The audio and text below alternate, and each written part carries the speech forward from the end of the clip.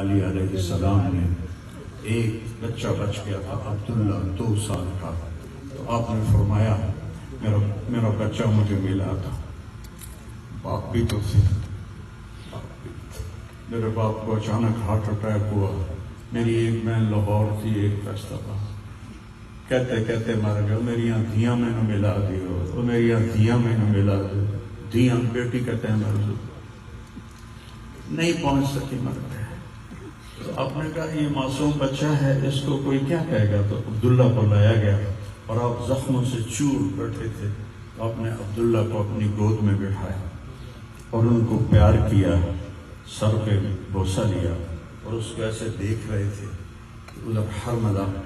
بن موقد النار نے تاک کے تیر مارا،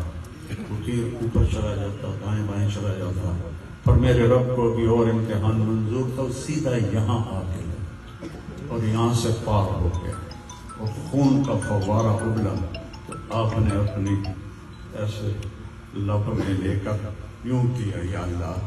یہ تو راضی ہے تو میں بھی راضی ہوں، یہ تو اس گل سے میرے تے راضی ہے تو میں بھی راضی ہوں، پر انہوں نے کوئی بدلہ تو ضرور لیا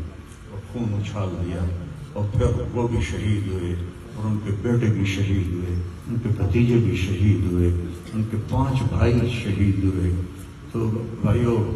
بے شک وہ بڑی اونچی ذات تھے۔